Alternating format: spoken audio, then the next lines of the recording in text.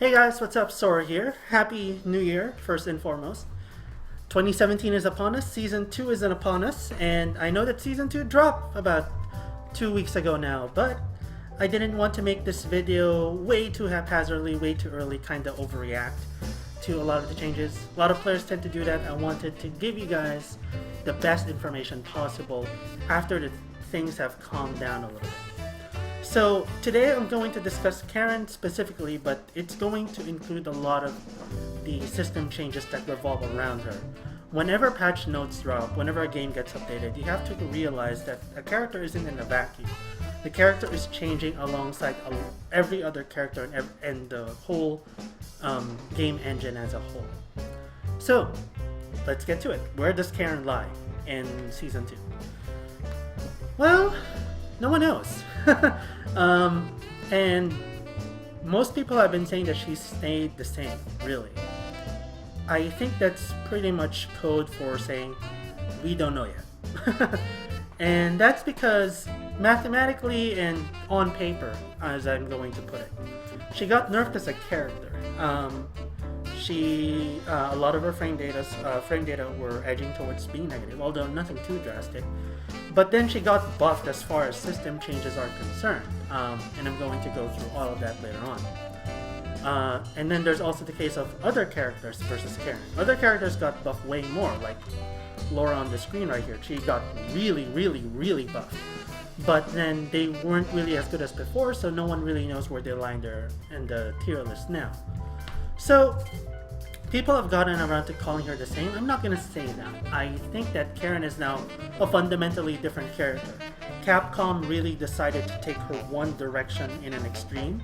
I'm going to share with you guys what I think that extreme is. She's still a very solid character, do not get me wrong, but now might be the time to reconsider how you play as Karin if you want to stick with her. With that being said, let's get started. Okay, so let's talk about Karin's buffs, and there's a lot of them. And I know a lot of you are already asking, what do you mean there's a lot of them? She really didn't get buffed all that much. Well, she did. Particularly her style, one of her specific styles of play that I've found to be effective is buff. If you're playing a slightly more offensive Karin, you will find a lot of good changes for you. And here's why.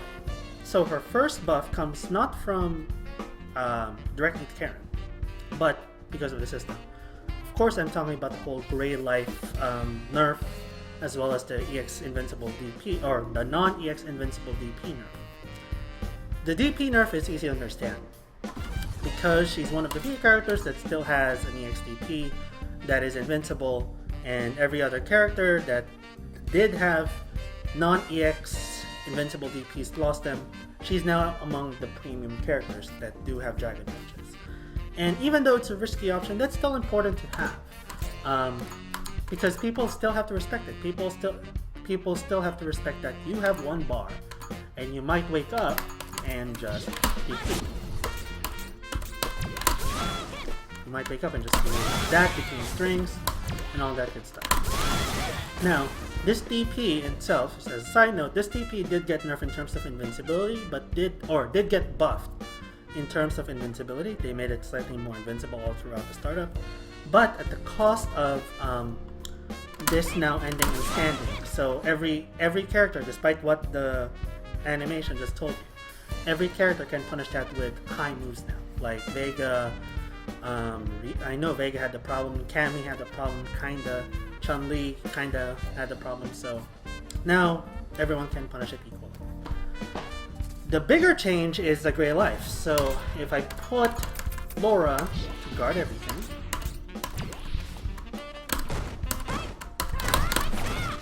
that Gray Life takes a long time to recover, which means that if I do something like this, and then end something like that with a throw, that throw is actually now more threatening. Even though it resets the situation, and even though I don't get anything meaty off of it, the fact that I can threaten with more damage, that is a welcome addition to Karin. Now, what are her other buffs? her other buff that is still not on paper, but I believe does deserve to be said, is that her execution was quote-unquote normalized. And here's what I mean by that. I'm going to open up a browser right now to show you guys the changes to Mujinka. Now, on paper this look nerfed, but the 1 and 2 in particular, lines 1 and 2 on each one is actually very, very interesting there. So let's do no guards and no meter. And then I'm gonna restart. Okay. So, oh, why did that? Oh, right. Okay, here we go. So, increase CA meter gain and activation, hit or block. So right now, that just got increased, period. Because of that increase, and because of the nerf to JF Tenko, which now does 10 less damage, JF Tenko being just plain Tenko, this means that this combo, which dealt, I'm gonna put on attack here, 231 damage and 360 stun, with that meter gain, oops, now deals the exact same damage as Mujinkaku with the exact same meter gain. Even something like this, something basic like this, 222, that's not bad. That's not bad. If you took out all the JF Tenko, even if you didn't do like normal, oops, even if you just did, oh wait, why do I counter it? Sashing, put counter it off. Even if I did that, which is like one of our basic combos versus this basic combo, 221, 211 versus 210. What I mean to say here is because of the nerf to Tenko, the damage nerf to Tenko and the increased meter gain on both Mujinkakus, her top level execution is now no longer as necessary. If you want to play Karin without just frame Tenko, you can now. And because of the reduced knockback on air hit, it actually is easier to hit her supers, to hit the hard, quote-unquote, hard combo, and that makes Karin more accessible to beginners. And there is that audience out there. Whenever I was making those Karin videos, like their combo videos and such, they would come up and say like, Sora, I want to play Karin, but I think she's a little bit too execution heavy for my taste. I'm gonna play Cammy or Ken, right? Now you have a lot more access to just doing basic Karin stuff. This will more than likely hit now, no matter what you do. Except I've done some tests. Except on very, very, very, very max range, the two kicks will hit. Probably this is the only place where the kicks will miss. That's probably the only place that I could gain from testing where the kicks would miss. Every other time, the kicks will hit. So that's actually important. And the fact that it does just as much damage, just as much meter gain, there's something to be said about that. Okay, now, on to her actual changes. Her actual frame data changes, right? Her first big change in terms of frame data is that her V-trigger Resenha, her V-trigger overhead,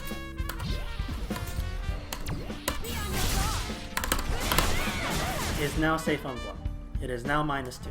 I'm actually going to bring that up. Browser, let's do that, and Guren Senha. I don't know if you guys can see that, because it's bottom of the screen. No, you can't. Okay. Well, you have to take my word for it.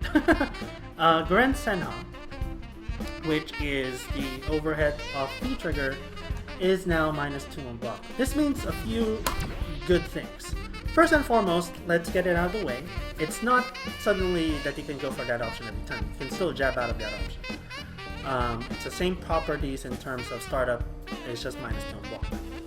The second thing that actually benefits from that is that this mid-screen is actually a threat now. Because similar to Laura, where she will V-skill dash into overhead, she has something very, very similar, and that's scary. And just because this links to the combo, because that links into combo, that then goes into super. You have to be wary about that whenever she activates V-Trigger. The second thing there, and currently unexplored, I want people to explore this, is hopefully that people will find meaties.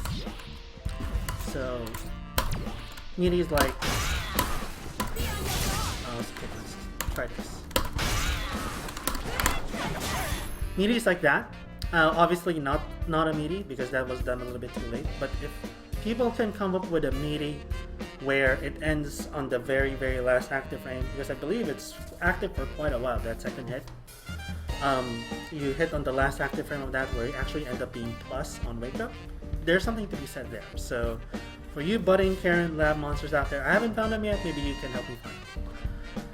Okay, so what is her other buff? Her other buff is, of course, the air target combo, which people were laughing at the beginning, but it is important. So let me set Laura to jump here. Actually, I'm going to set it to record. 1, 2, 3. So, because I'm going to just show the target combo for people that have not seen it yet. Right? And the medium knocks down by itself. So, what does this mean? First and foremost, I will tell you right now, it doesn't mean that her anti-air game is that much better. No, it is not. And the reason for this, and I'm going to bring it up again, let's do, where's that target combo? Silly, silly, silly target combo. There we go. Here we go, jumping MP, right? Jumping MP changed attack starter from 5 to 6. If they really wanted to improve her anti-air game, they would have at least maintained that 5 frames. Let me explain why that's not a good quote-unquote anti-air. If I do something like, I recorded this earlier, if I do something like Laura jump, I will lose. If I react to her jump with jumping air heavy punch, unless she's really far where she'll lift, I will more than likely lose. Or at the very best trade, I won't win with that. Now, what does this improve? It does improve her air-to-air game quite a bit. And let me kind of try explaining it. It's a little bit difficult, but bear with me. So at this specific character length between each other, right? That is one of Karin's options. One of Karin's options is to go in with what I'm going to call a far jump. Now, if that is my option, and Laura's option was also to jump, that happens. Where, like, oh, I'm gonna jump, wait, she also jumped too, let me jump with her, and boom, I meet her in the air with something. It's a similar concept to Chun-Li's jump medium punch before, where it also knocked down. And there's several good benefits to this. First benefit is obviously you get the knockdown. Second benefit is that if you meet someone with an air-to-air, you will always win, and sometimes even better combo. So that's important, because all our combos lead into super. You can actually air-to-air someone for a lot of damage. Now, again, I'm not saying that her anti-air game is better. Her anti-air game is still going to be that, or dash under. There's no way around it. Or of course, EP, right? But against neutral jump or against far jump, this is actually a good option. I will give Capcom that if they wanted to improve it. This is an offensive option, and let me encapsulate this buff section. Karin, as an offensive Karin, got buffed. Offensive Karin got buffed. Because this air-to-air, the buffs on the execution of her offense in general, and this very, very aggressive V-trigger option, all those tell me that Capcom wants Karin in your opponent's face all the time. Which is great for some players. For other players, maybe not as much. In the next section, we're going to talk about the nerfs and what limitations does that bring to the table. Okay, so let's talk about the elephant in the room here. The elephant, which is Karin's nerfs. Now I will say this up front. Karin didn't really get nerfed that much. She's still relatively the same character, but with slightly less oppression. I'll show you what I mean. First, let's look at the frame data that actually got nerfed, which are two very, very, very important buttons. Standing light kick and standing medium kick. So I'm gonna bring up the browser right here. Let's take a look at the standing light kick nerf, which is change advantage on block from +3 to +2. That's very fair. Again, if you're complaining about that, you need to reassess what you think about the game, because that is a very fair change. Before, she could get away with something stupid like walk, hold forward, and do that all day. And because it's +3, not a lot of characters can do that. God help you if you have a 4-frame normal trying to interrupt them. Now, because that's only +2, that's actually a lot easier to deal with, which is great. I think that's fine. And it didn't really change anything from her honest quote-unquote pressure. This is still a 3-frame gap because of priority system, and it'll still beat anything out.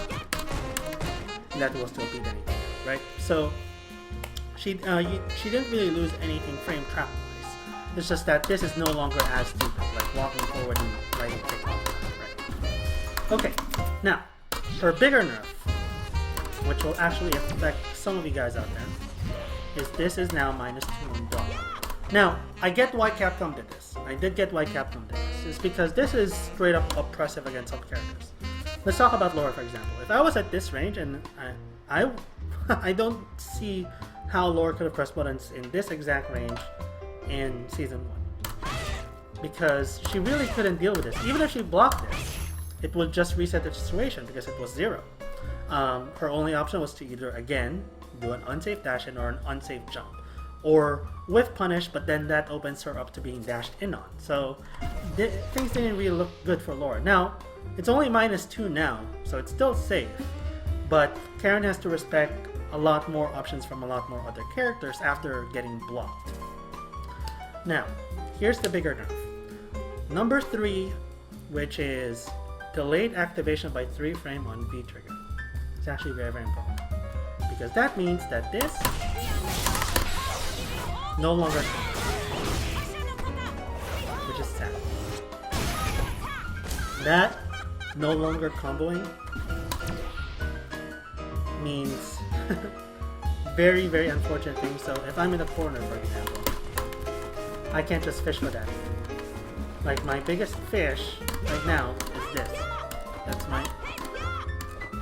This, if I land this in V-trigger, it's unconsequential. Unless I land a counter. That is the only time that, like, I have to confirm a counter. That makes me slightly sad. Again, I can understand why they did it, but yeah, Cammy, other characters still retain their long range option into V-trigger.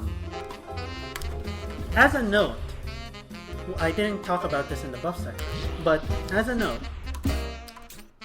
she did get one improved button off V-trigger, which was this. Let's set her to block. That's now +4, which is okay. I don't really consider it as a buff, because it is more a get out of free jail card than it is a buff. I mean, it's there. You guys need to know that yes, it is now an option for you to do a very long super to cancel the V trigger. So you have +4.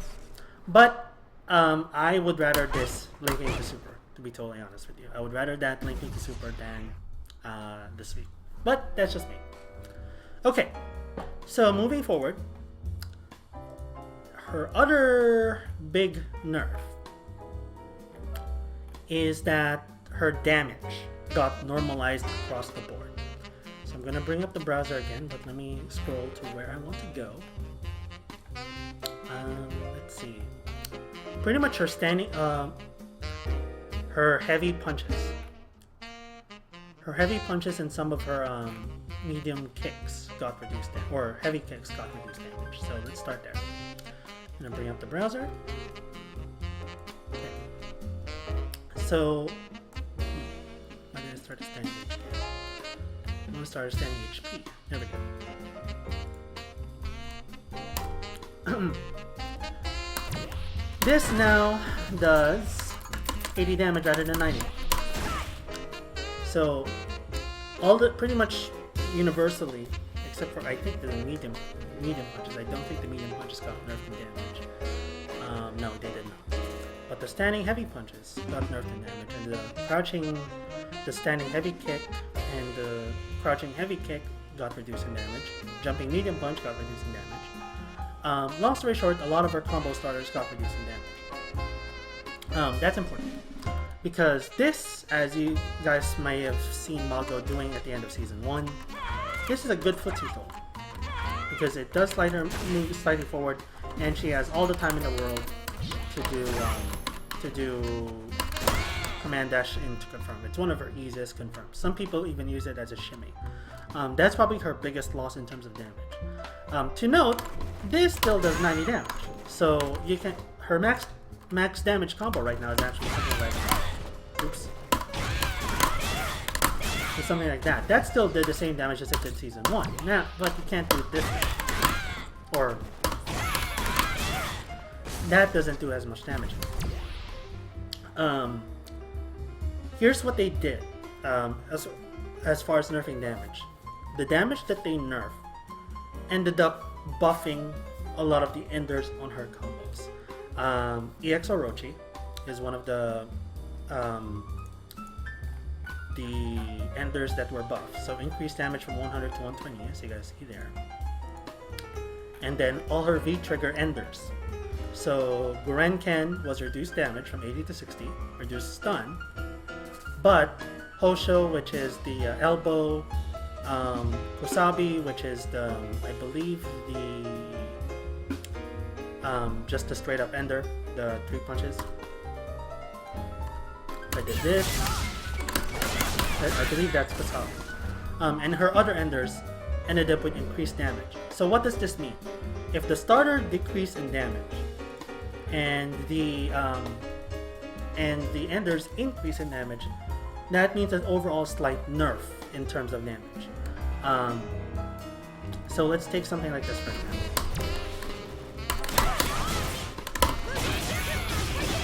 Because of scaling, that probably dealt, I would say, 5 to 10 less damage than it did before, which is not a lot, granted.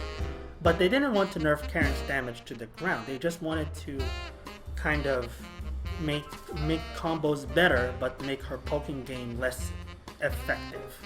Let's put it that way. So if I were poking with this or this in the mid-screen, or even anti-airing with that in the mid-screen, I don't get as much bang for my buck. But if I do end a combo, assuming that I am willing to spend meter or V-trigger on it, I end up with the exact same, roughly, the same damage as I did Season 1. So poking damage got less, to sum this up. Poking damage got less.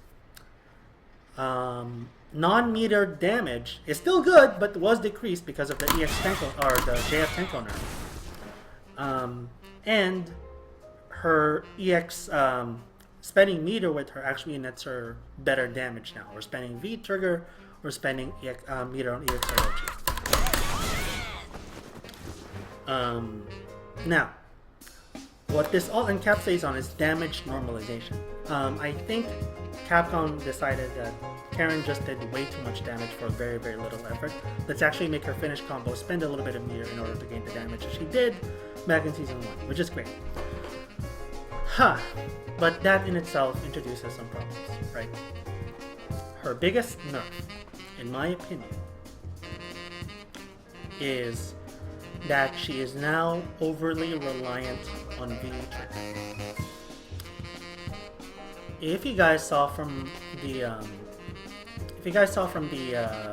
patch notes, which I'm going to bring out, these are the V-trigger patch notes, right? You're going to see a lot of increased damage, which is great. Here's the problem with that. Increasing damage at the end, or increasing damage in V-trigger in general, means that you have to be in V-trigger in the first place in order to get V-trigger. Let's start with the most obvious nerf here.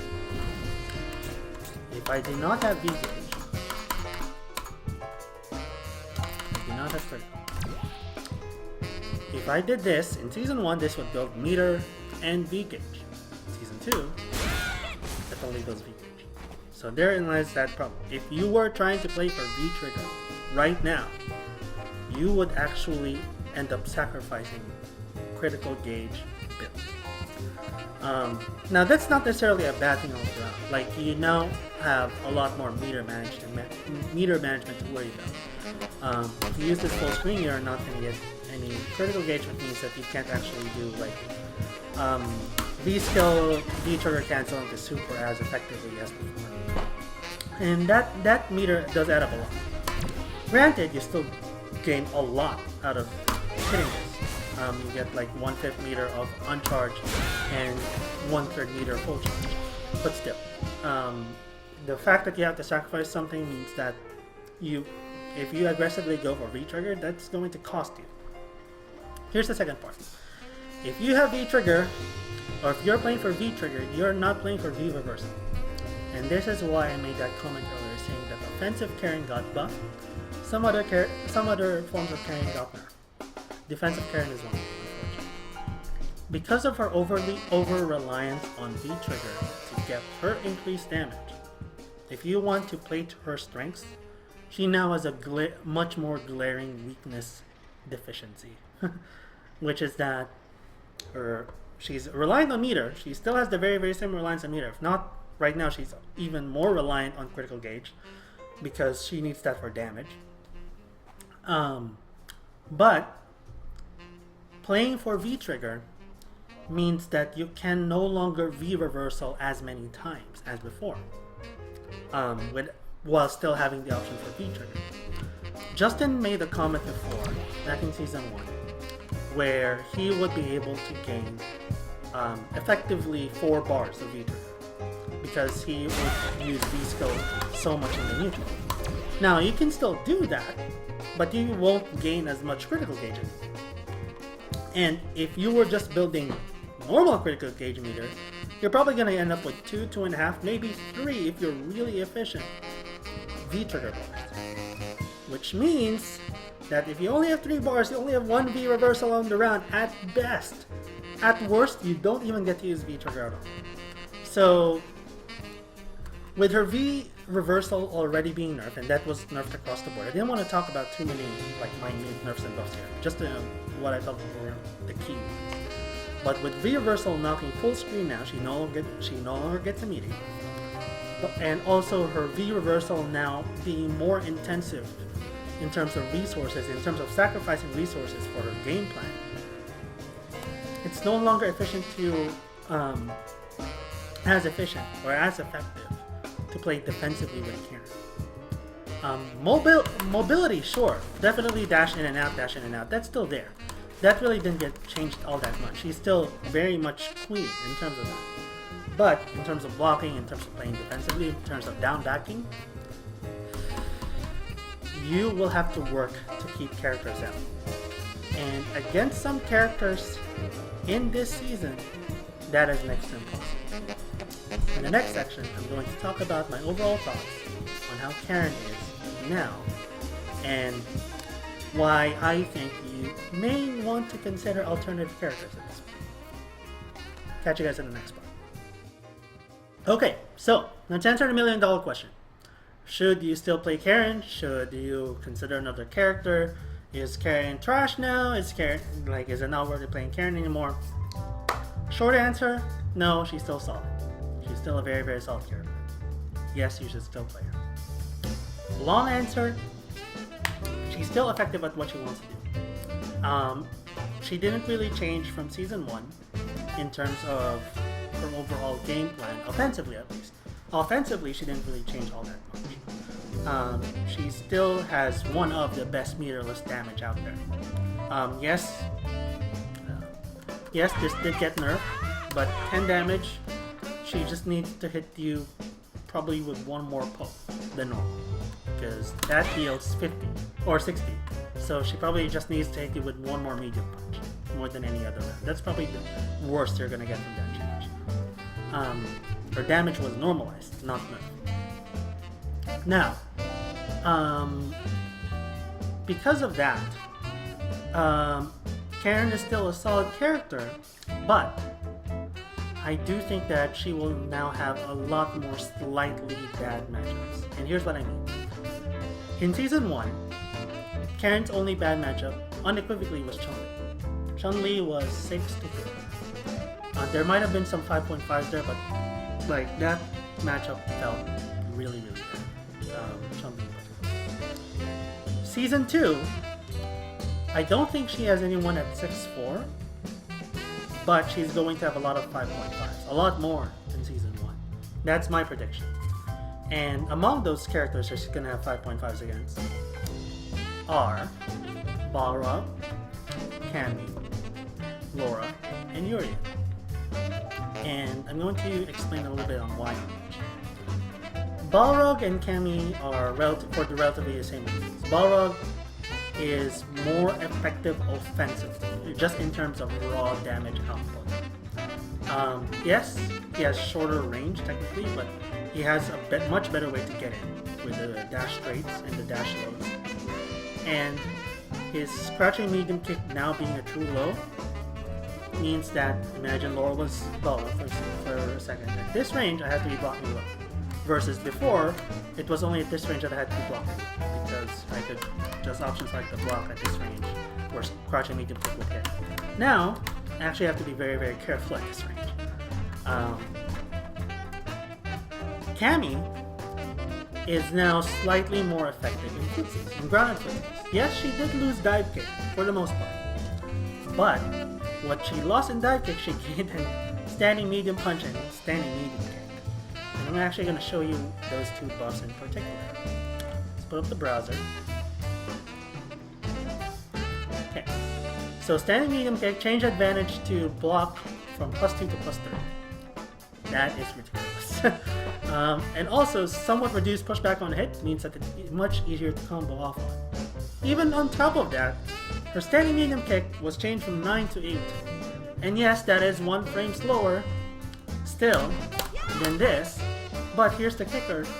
Cammy's standing medium kick reaches farther than Karin's. So add that to her meterless DP, which isn't invincible on wake up, but it is still very, very effective in anti-airing. You can actually play Cammy a lot more better defensively now. So if you were looking for a character like that, I would look at Cammy, where she can put on the offense, but she can lay back and just harass you with standing medium kick. I feel that she actually became more effective in that regard. Going to Urian for a little bit. Urian, I think crouching medium kick more than anything. Now, I know I'm talking about the character that has full combo crouching medium kick, right? So no, yes. In that sense, yes, I do still get a lot more bang for my buck. However, Urian now does have a combo out of crouching medium kick. More importantly, where he outranks Karin is that his crouching medium kick is +1 on block. That's insane. That thing reaches just about as far as this. And using that in footsies and having a +1 on block on footsies, remember what I said about Laura being unable to do anything versus standing medium kick in Season 1? I feel that might be true for crouching medium kick in Season 2 for Urian. But that's just me. So the last character on that list is Laura. And for Laura, I do think that because of her buffs, and I'm going to talk about one buff in particular, and rather than show you on the browser, I'm going to actually show you in person.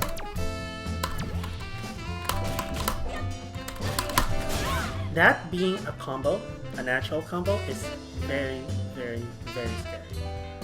Because I can do... Oh, sorry. I can do something like that. Or I can do... So, all those being valid threats. In addition to her Oki, where I can do something like... where this would melee on wake up. That makes Laura a very, very scary character, not only just in command ground now, but in terms of footsies as well. She still doesn't have Karin's range, but she does have the whiff punish option right here, where I can whiff punish the standing medium kick. And because of the whole standing medium kick nerf, I can actually challenge that button a lot more now. So there's that. So where am I getting at here? Ultimately speaking, right? Rambled on long enough. Sora, get to the point. Here's my point. I think that if you were looking for an alternative to Karin, now would be the best time to do so.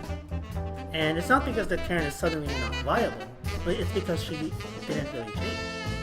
Her offensive game plan, if you are playing Karin offensively and you are comfortable in doing so, then you don't really need to worry about that much. Like, if you're comfortable in playing in this space, it's the exact same thing. Exactly the same. Yes, she might have less damage from her pokes, but her combo damage is the same. Her super is still very much a threat. And this is still very much a threat. So, there's that. But, if you were not playing offensive Karin, and you feel that's not your best character, then maybe now look at alternatives. Not to drop Karin, but to maybe try to find a better match for yourself.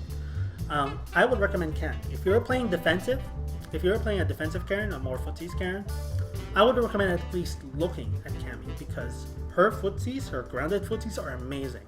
Her anti-air is bar none one of the best in the game still, simply because of Dragon Punch and back medium punch.